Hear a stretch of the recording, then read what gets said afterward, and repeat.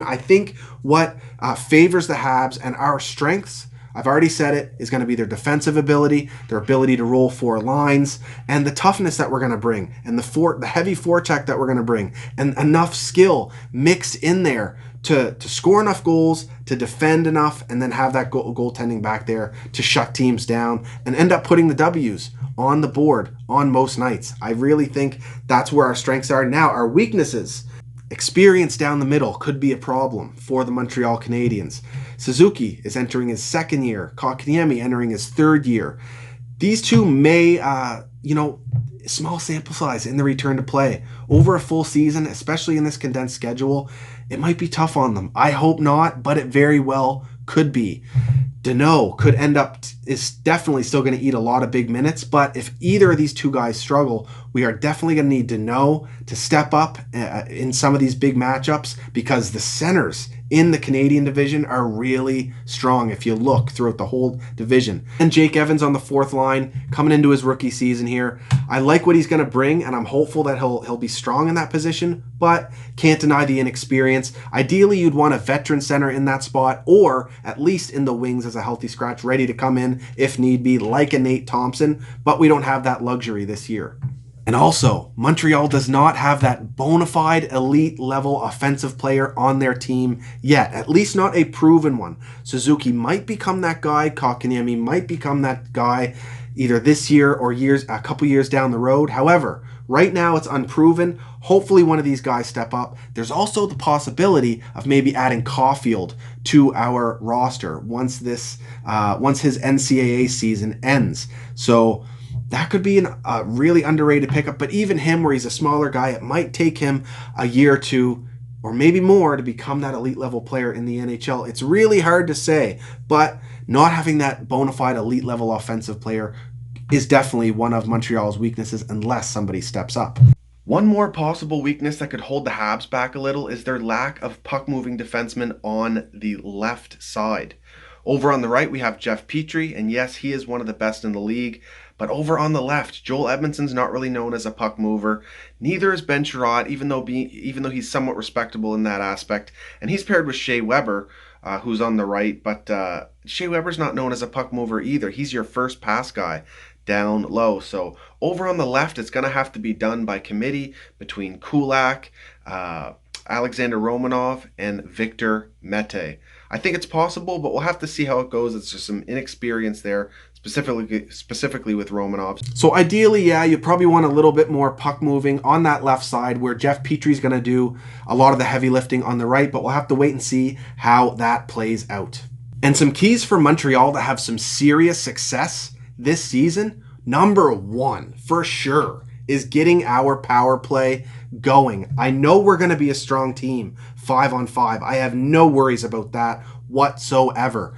But to be able to succeed not only in the regular season, but especially in the playoffs, is to get this power play going. 17.7% last year just does not cut it whatsoever.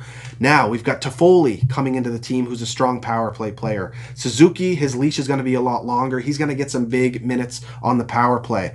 Alex Romanov hopefully can be a really strong power play quarterback for this team, and I think that's how Romanov could actually have a strong offensive impact on this team. Number two, the Habs have to score some goals.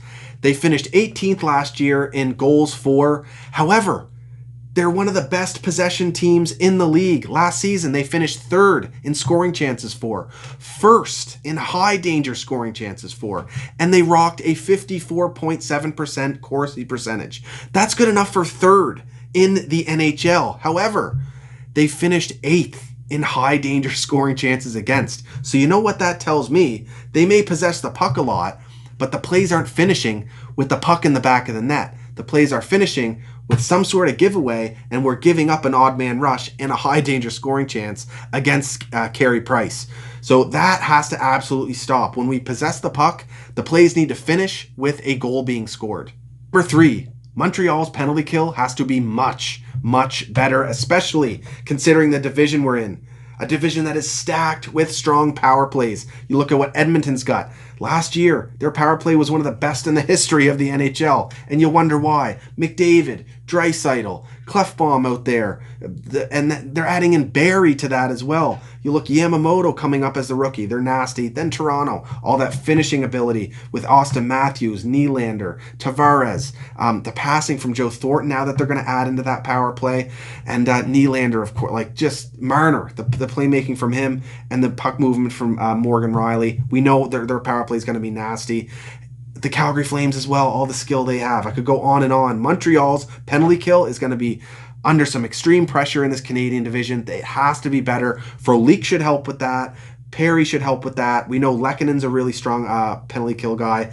Evans and Deneau are going to be leaned upon heavily on this penalty kill. And of course, Shea Weber and Joel Edmondson and Ben Sherratt have to be huge for us on this penalty kill. It was quite strong in the return to play, and we need to keep that up in this 2021 season.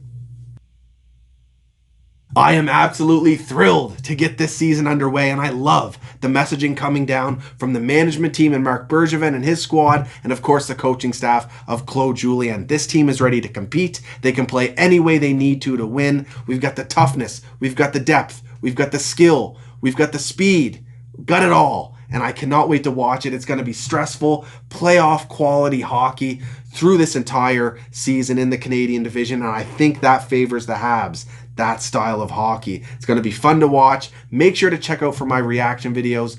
Lose or win, I'm going to do as many as I possibly can.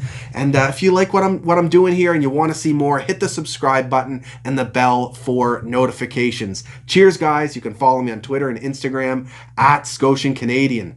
Go Habs, go, baby! Woo!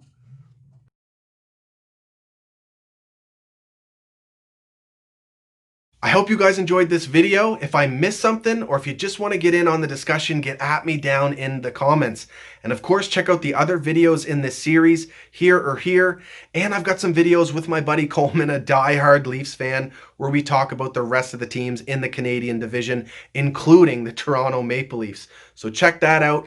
And I just got to say thank you to all my viewers. There's so many of you that have been with me from the beginning, and many that have jumped into the crew along the way these last 3 years. So if you like these videos, hit the subscribe and the bell for notifications. More to come. Reaction videos after games. I'm just a diehard, passionate Habs fan who likes to discuss hockey and happens to make videos about them. So hope you enjoy what I'm doing here.